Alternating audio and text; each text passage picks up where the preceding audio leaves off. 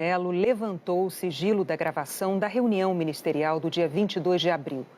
A decisão manteve em sigilo apenas poucas passagens em que há referência a estados estrangeiros. O vídeo é parte do inquérito que apura a denúncia do ex-ministro da Justiça, Sérgio Moro, de que o presidente Jair Bolsonaro tentou interferir politicamente na Polícia Federal. Na decisão, o ministro Celso de Mello cita a entrega do vídeo. Ele diz que Bolsonaro obedeceu à Constituição. O senhor presidente da República, mostrando-se fiel servidor da Constituição Federal, cumpriu ordem judicial emanada desta Corte e apresentou ao Supremo Tribunal Federal a gravação que lhe havia sido requisitada. O ministro Celso de Mello cita o papel do judiciário, quando atua para conter excessos de poder, exerce atribuições da própria Constituição. Celso de Mello ressalta que garantiu a todas as partes do processo o acesso ao conteúdo integral da gravação. Assegurei a todos os protagonistas deste procedimento penal o acesso ao conteúdo integral da gravação concernente à reunião ministerial de 22 de abril. Celso de Mello afirmou que o STF vai garantir de modo pleno a chamada paridade de armas. É um princípio do processo penal que visa a garantir à defesa e acusação o acesso igualitário a elementos do processo. O Supremo Tribunal Federal, como órgão de cúpula do Poder Judiciário Nacional e máximo guardião e intérprete da Constituição da República, garantirá de modo pleno as partes de qualquer procedimento penal, como o de que ora se cuida, na linha de sua longa e histórica tradição republicana, o direito a um julgamento justo, imparcial e independente, com rigorosa observância de dogma essencial ao sistema acusatório, o da paridade de armas. O ministro critica a posição da Procuradoria-Geral da República. No contexto de um processo penal democrático, o Ministério Público não pode manifestar legitimamente pretensão que busque pautar, para restringi-la, a atividade probatória daquele que sofre persecução penal, não importando se se trata do estágio pré-processual ou se cuida da fase judicial. São essas as razões que me convencem a liberar o acesso integral ao conteúdo da mídia digital enviada pelo senhor presidente da República, para não incidir em ofensa aos postulados que asseguram, em plenitude, o direito à ampla defesa, o direito à prova e o direito à paridade de armas. Em seguida, o ministro afirma: se mostra plenamente legítima a requisição judicial dirigida ao senhor presidente da República, da gravação, eis que se trata de material revestido de caráter relevante e de índole probatória, destinado não só a viabilizar a apuração por parte dos organismos estatais competentes, Polícia Judiciária e Ministério Público, dos eventos supostamente delituosos atribuídos ao chefe do Poder Executivo da União, mas também reclamado por um dos investigados, o senhor Sérgio Fernando Moro, como dado essencial ao exercício pleno do direito de defesa. Celso de Mello destaca a possibilidade de se investigar o presidente, ao citar a inquestionável possibilidade constitucional de submeter-se o presidente da República, não obstante a sua elevadíssima posição na estrutura hierárquica da República, a atos de investigação criminal. O ministro também se referiu aos termos usados pelos presentes na reunião. Longe de discutir sensíveis questões de Estado ou de segurança nacional, revela determinadas manifestações incompatíveis com a seriedade das instituições e a respeitabilidade dos signos da República, diz o ministro na decisão. Segundo Celso de Mello, isso evidencia, por exemplo, quanto a alguns dos seus participantes, a ausência de decoro, materializada em expressões insultuosas ofensivas ao patrimônio moral de terceiros e em pronunciamentos grosseiros, impregnados de linguagem inadequada e imprópria a um sodalício composto por importantes autoridades na hierarquia da República. O ministro escreveu ainda que manter o sigilo da reunião poderia comprometer o direito amplo à defesa do próprio investigado. Estender-se o manto do sigilo aos eventos que só a liberação total do vídeo seria capaz de revelar implicaria transgredir o direito de defesa de referido investigado, que deve ser amplo, além de sonegar aos eminentes senhores ministros do Supremo Tribunal Federal, aos ilustres senhores deputados federais e aos protagonistas deste procedimento penal, o conhecimento pleno de dados relevantes constantes da gravação em referência, vulnerando-se frontalmente, desse modo, o dogma constitucional da transparência instituído para conferir visibilidade plena aos atos e práticas estatais. Perto de concluir a decisão, o ministro mais antigo do Supremo, que este ano vai se aposentar ao completar 75 anos, diz que não vê matéria de segurança nacional e nem ofensa ao direito de intimidade dos participantes da reunião. Não vislumbro na gravação em causa matéria que se possa validamente qualificar como sendo de segurança nacional, nem constato ofensa ao direito à intimidade dos agentes públicos que participaram da reunião ministerial em questão, mesmo porque inexistente, quanto a tais agentes estatais, qualquer expectativa de intimidade, ainda mais se se considerar que se tratava de encontro para debater assuntos de interesse geral, na presença de inúmeros participantes, circunstância que afasta qualquer obstáculo à disclosure da integralidade do que se contém na mídia digital em referência, notadamente porque, como já precedente destacado, nem a reunião ministerial de 22 de abril de 2020. Na decisão, o ministro Celso de Mello considerou que houve um possível crime contra a honra cometido pelo ministro da Educação, Abraham Weintraub, durante a reunião, e determina que os ministros do Supremo Tribunal Federal sejam informados dessa ofensa. Essa gravíssima leivosia perpetrada por referido ministro de Estado, consubstanciada em discurso contumelioso e aparentemente ofensivo ao patrimônio moral dos ministros da Suprema Corte Brasileira, eu por mim botava esses vagabundos todos na cadeia, começando no STF, externada em plena reunião governamental ocorrida no próprio Palácio do Planalto, que contou com a presença de inúmeros participantes, põe em evidência, além do seu destacado grau de incivilidade e de inaceitável grosseria, que tal afirmação configuraria possível delito contra a honra, como o crime de injúria. Celso de Mello deixa claro que cabe à Câmara autorizar um eventual processo penal contra o presidente. Isso só ocorre se a Procuradoria-Geral da República decidir denunciar o presidente ao fim das investigações. Os principais trechos da reunião estão no centro da denúncia do ex-ministro Sérgio Moro, a de que o presidente tentou interferir politicamente nas investigações da Polícia Federal. Por diversos momentos, no encontro com ministros, Jair Bolsonaro externou insatisfação com as informações que recebe dos serviços de inteligência. Disse que elas o desinformam e que somente o sistema particular dele de informação funciona, sem explicar que sistema é esse. Bolsonaro ainda falou sobre a preocupação de que familiares e amigos dele sejam prejudicados. Na reunião, o presidente faz uma metáfora, como se o governo fosse um barco que estivesse fazendo água. Pede aos ministros ajuda e diz que tem um poder de interferir em todos os ministérios. O apelo que eu faço a todos, que se preocupem com política para não ser surpreendido.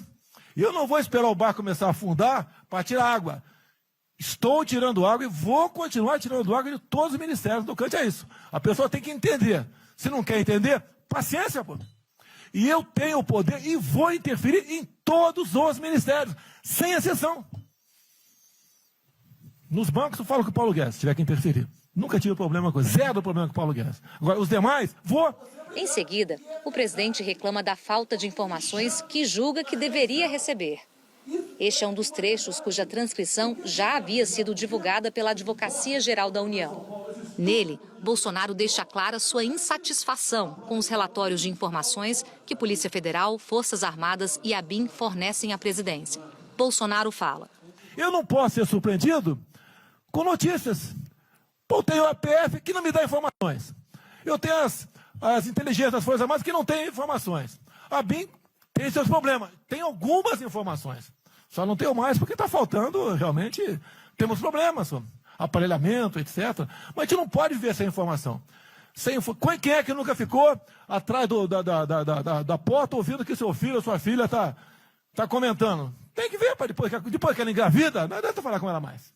Tem que ver antes. Depois que o moleque encheu os cornos de droga, não adianta mais falar com ele, já era. E a informação é assim. Bolsonaro fez comparações com sistemas de informação estrangeiros e voltou a criticar o sistema de informações que o abastece e a falar em interferir. E me desculpe, o serviço de informações nosso, todos, são uma vergonha, que eu não sou informado. E não dá para trabalhar assim, fica difícil. Por isso, vou interferir. E ponto final, pô. Não é ameaça, não é uma extrapolação da minha parte, é uma verdade. Como eu falei, né? Dei os ministérios para os senhores, o poder de veto. Mudou agora, tem que mudar, pô. Com a reunião mais avançada, Bolsonaro volta a reclamar de falta de informações, ao dizer que apenas o seu serviço particular funciona. O presidente não explica que sistema particular é esse e, com um palavrão, lista familiares que não gostaria de ver prejudicados. Ao final, diz também com um palavrão que não vai esperar seus familiares e amigos se prejudicarem, que antes disso trocaria alguém da segurança na ponta da linha, ou se não conseguisse, trocaria o chefe ou o ministro. Sistema de informações, o meu funciona. O meu particular funciona. Os que tem oficialmente, desinforma. E voltando ao tema, eu prefiro não ter informação do que ser desinformado por cima de informações que eu tenho. Então, pessoal, muitos vão poder sair do Brasil. Mas não quero sair, ver a minha irmã de Eldorado, outra de Cajati, o coitado do meu irmão, capitão do exército lá de Miracatu, como é perseguido o tempo todo. A bosta da Folha de São Paulo diz que meu irmão foi expulso de um açougue em registro, que estava comprando carne sem máscara. Comprovou no papel, estava em São Paulo nesse dia, o dono do restaurante, do açougue, falou que não estava lá. E fica por isso mesmo, sei que é problema dele, né? Mas é o tempo todo para me atingir, mexendo com a minha família. Já tentei trocar gente da segurança nossa no Rio de Janeiro, oficialmente, e não consegui. Isso acabou. Eu não vou esperar minha família toda, de sacanagem, ou amigos meus, porque eu não posso trocar alguém da segurança na ponta da linha que pertence à estrutura nossa. Vai trocar. Se não puder trocar, troca o chefe dele. Pode trocar o chefe dele? Troca o ministro. E ponto final. Não estamos aqui para brincadeira. A defesa do ex-ministro da Justiça, Sérgio Moro, diz que esta fala de Bolsonaro confirma que o presidente tentava interferir na Polícia Federal. Em depoimento à PF, Moro disse que, na reunião, o presidente afirmou que iria interferir em todos os ministérios. E quanto ao Ministério da Justiça e Segurança Pública, se não pudesse trocar o superintendente do Rio de Janeiro, trocaria o diretor-geral e o próprio ministro da Justiça. Para provar a tentativa de interferência política na PF, Moro mostrou uma conversa por aplicativo que teve com o presidente. Nela, Bolsonaro encaminha uma notícia para Moro sobre investigação de deputados bolsonaristas e diz: mais um motivo para a troca. Após a AGU entregar a transcrição ao STF, o Palácio do Planalto deu sua versão sobre esse trecho. Diz que o presidente estava se referindo à sua segurança. A segurança presidencial é realizada pelo Gabinete de Segurança Institucional da Presidência da República. E que nessa parte da reunião, em nenhum momento, o presidente da República menciona ou refere-se, direta ou indiretamente, a superintendente, diretor-geral ou Polícia Federal. O próprio presidente deu esta explicação em entrevista. Paulo, Rio de Janeiro, sim. É meu estado. Em que contexto? Hoje tem um filho lá. Todos meus filhos têm segurança do GSI, todos, sem exceção. Os ministros do governo que participaram da reunião reforçaram essa versão do presidente.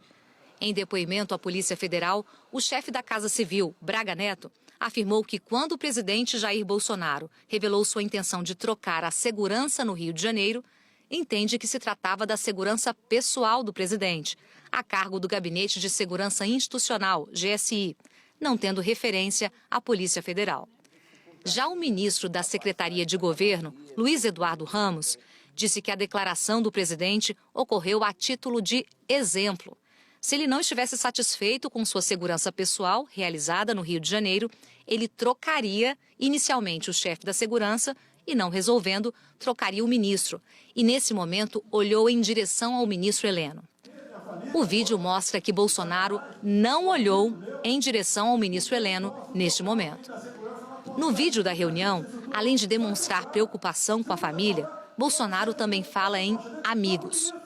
Por lei, o Gabinete de Segurança Institucional tem por função fazer a segurança do presidente e de seus familiares, e não permite que amigos do presidente obtenham proteção do GSI. Portanto, se estivesse falando de segurança pessoal, não faria sentido Bolsonaro mencionar amigo. São dois os argumentos centrais usados pelo presidente até agora. Dizer que reclamou da sua segurança pessoal e não da Polícia Federal, e também que havia tentado mudar essa estrutura de segurança, mas não tinha conseguido. O problema da versão do governo é que fatos antes e depois dessa reunião ministerial desmentem a história contada por Bolsonaro e seus ministros.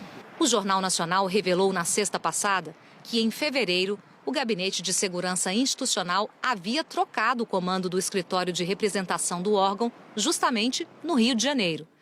E que menos de um mês antes da reunião de 22 de abril, o diretor do departamento que cuida especificamente da segurança presidencial foi substituído pelo próprio presidente. O coronel André Laranja foi promovido a general de brigada e comandante do 8º Batalhão de Infantaria Motorizada. E quem ficou no lugar foi o número 2 do departamento, o coronel Gustavo Soares.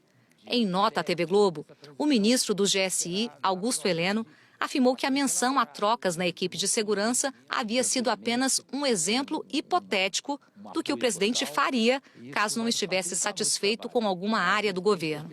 Mas no vídeo da reunião, Bolsonaro afirmou que tentou e não conseguiu fazer essa troca, o que contraria a versão de que era apenas um exemplo. Já tentei trocar gente da segurança nossa no Rio de Janeiro, oficialmente, e não consegui. O ex-ministro Moro diz que os fatos acontecidos após a reunião comprovariam que Bolsonaro se referia à troca da superintendência da PF no Rio. 2 dias depois da reunião ministerial, o presidente demitiu o então diretor-geral da PF, Maurício Valeixo, o que levou à saída do então ministro Sérgio Moro. Com a troca no comando da PF, outra mudança desejada por Bolsonaro também se concretizou: a do comando da Superintendência do Rio. Foi o primeiro ato do novo diretor-geral da PF, Rolando Alexandre de Souza. O então superintendente no Rio de Janeiro, Carlos Henrique Oliveira, se tornou diretor executivo da PF, em Brasília. O presidente Bolsonaro afirmou em entrevista à Rádio Jovem Pan que, ao se referir ao serviço de informações particular dele, estava se referindo ao sargento do batalhão do BOPE do Rio de Janeiro, ao capitão do grupo de artilharia lá de Fortaleza, ao policial civil que está em Manaus, ao amigo que está na reserva e que traz informações da fronteira. Segundo Bolsonaro, este serviço de informação particular funciona melhor do que o que ele tem oficialmente, que não lhe traz informação. Mas ele não explicou como funciona. Além de dar visibilidade ao trecho que está no centro da denúncia de Sérgio Moro, a divulgação do vídeo revelou posturas do presidente e de seus ministros que chocam pela crueza e inadequação. Um exemplo. Em plena pandemia, o presidente usou a reunião para criticar a ação de governadores e prefeitos diante do crescimento da doença. Um mês atrás, quando a reunião ocorreu, São Paulo tinha quase 16 mil casos e mais de 1.100 mortos. O estado do Rio, 5.500 doentes, com quase 500 óbitos. Bolsonaro também criticou o prefeito de Manaus, no momento em que a capital do Amazonas tinha quase 2.000 casos e 172 mortes. Segundo o presidente, os governadores não visavam a proteger vidas, tinham objetivos ideológicos. O que os caras querem é a nossa hemorroida, é a nossa liberdade. Isso é uma verdade. O que esses caras fizeram com o vírus, esse bosta desse governador de São Paulo, esse estrume do Rio de Janeiro, entre outros, é exatamente isso. Aproveitaram o vírus, está um bosta de um prefeito lá de Manaus agora, abrindo covas coletivas. Um bosta, que quem não conhece a história dele, procura conhecer, que eu conheci dentro da Câmara, que é do meu lado. E nós sabemos a ideologia dele e o que ele prega. e que ele sempre foi. O que está aproveitando agora um clima desse para levar o terror no Brasil. Ao todo, 25 autoridades participaram da reunião. Além do presidente Bolsonaro e do vice Hamilton Mourão, estavam ministros e presidentes de bancos estatais. Em sua intervenção, o ministro do Meio Ambiente, Ricardo Salles, sugeriu que o governo federal mudasse as regras de proteção ambiental e da área de agricultura sem passar pelo Congresso. O ministro disse que era bom aproveitar esse momento de, nas palavras dele, de tranquilidade, enquanto a imprensa está concentrada na cobertura da pandemia. A oportunidade que nós temos, que a imprensa não está nos dando um pouco de alívio nos outros temas, é passar as reformas infralegais de desregulamentação, simplificação, todas as reformas, tudo que a gente faz é pau no judiciário, no dia seguinte. Então, para isso precisa ter um esforço nosso aqui, enquanto estamos nesse momento de tranquilidade no aspecto de cobertura de imprensa, porque só fala de Covid, e ir passando a boiada, e mudando todo o regramento, e simplificando normas, de IFAM, de Ministério da Agricultura, de Ministério do Meio Ambiente, de Ministério disso, de Ministério daquilo. Agora é a hora de unir esforços para dar de baseada a simplificação de regulatório que nós precisamos, em todos os aspectos. Não precisamos de Congresso, porque coisa que precisa de Congresso também, nesse fuzuê que está aí, não vamos conseguir aprovar. Agora tem um monte de coisa que é só parecer, caneta. Parecer, caneta. Sem parecer também não tem caneta, porque dar canetada sem parecer é cana. Então, isso aí vale muito a pena. A gente tem um espaço enorme para fazer. A ministra dos Direitos Humanos, Damares Alves, criticou a atuação de governadores e prefeitos que seguiram as orientações de organismos de saúde e adotaram medidas de distanciamento social para conter a expansão do coronavírus. Sem citar nomes, Damares disse que uma mulher chegou a ser algemada, que essas ações ferem os direitos humanos e que, por isso, o Ministério pediria a prisão de alguns governadores. São mais de 5.000 procedimentos e ações que estão sendo construídos. Governadores e prefeitos responderão processos. A maior violação de direitos humanos da história do Brasil nos últimos 30 anos está acontecendo neste momento. Mas nós estamos tomando providências, a pandemia vai passar, mas governadores e prefeitos responderão processos. E nós vamos pedir, inclusive, a prisão de governadores e prefeitos. E nós estamos subindo o tom. E discursos estão chegando. O nosso ministério vai começar a pegar pesado com governadores e prefeitos. Nunca vimos o que está acontecendo hoje. Então, nós estamos fazendo um enfrentamento, mais de 5 procedimentos. O nosso ministério já tomou iniciativa e nós estamos pedindo, inclusive, a prisão de alguns governadores. Num certo momento da reunião, o ministro da Educação, Abraham Weintraub, criticou Brasília. Disse que o governo não estava atingindo os objetivos iniciais. O ministro da Educação defendeu mandar os ministros do Supremo Tribunal Federal para a cadeia. Eu acho que é isso que a gente está perdendo mesmo. O povo está querendo ver o que me trouxe até aqui. Eu, por mim, botava esses vagabundos todos na cadeia, começando no STF. E é isso que me choca. Era só isso, presidente. Eu realmente acho que toda essa discussão de vamos fazer isso, vamos fazer aquilo, eu vi muitos ministros que chegaram, foram embora. Eu percebo que tem muita gente com agenda própria. Eu percebo que tem, assim, tem o jogo que é jogado aqui, mas eu não vim para jogar o jogo. Eu vim aqui para lutar. O vídeo liberado pelo ministro Celso de Mello tem pouco menos de 2 horas. Foi uma coleção de palavrões, vocabulário chulo e desrespeito com outras autoridades. Pelo menos 37 palavrões foram ditos, 8 pelos ministros, 29 só pelo presidente Bolsonaro. Sempre antes de fazer um ataque a governadores, prefeitos ou outros políticos que o presidente considera adversários ou para tentar desqualificar a imprensa. Jair Bolsonaro também recorreu a palavras de baixo calão para impor ordens ou para cobrar atitudes dos ministros presentes. Há uma semana, o presidente Bolsonaro tentou se antecipar. Ele disse, abre aspas, Tem palavrão, tem, é meu jeito de ser, fecha aspas. E ontem ele reforçou. Ali tem muito palavrão, eu brinco com os ministros, chamam de gordo, fecha aspas. No fim da tarde, o presidente Bolsonaro usou as redes sociais para falar sobre o conteúdo do vídeo. Ele publicou 21 minutos da reunião e escreveu, abre aspas, mais uma farsa desmontada, nenhum indício de interferência na Polícia Federal, fecha aspas. Bolsonaro repetiu o versículo da Bíblia que já usou diversas vezes. Conhecereis a verdade e a verdade vos libertará. Agora à noite, o presidente Jair Bolsonaro falou com a imprensa e voltou a dizer que o vídeo da reunião não tem qualquer prova da tentativa de interferência dele nas investigações da Polícia Federal. Qual parte do vídeo contenha a mínima comprovação que houve interferência minha na superintendência do Rio ou de qualquer outro estado ou na diretoria geral da Polícia Federal? Zero, não tem nada. Isso é um tiro na água, sequer um tiro de festim, foi um traque. Durante a entrevista, o presidente da República disse que o governador do Rio de Janeiro, Wilson Witzel, queria a cabeça dele. E dá a entender que soube por amigos policiais no Rio de Janeiro que haveria operação contra um filho dele com provas que seriam plantadas. O presidente não disse em que circunstâncias ou em qual investigação e afirmou que pediu ajuda ao então ministro Moro para ser blindado, mas não foi atendido.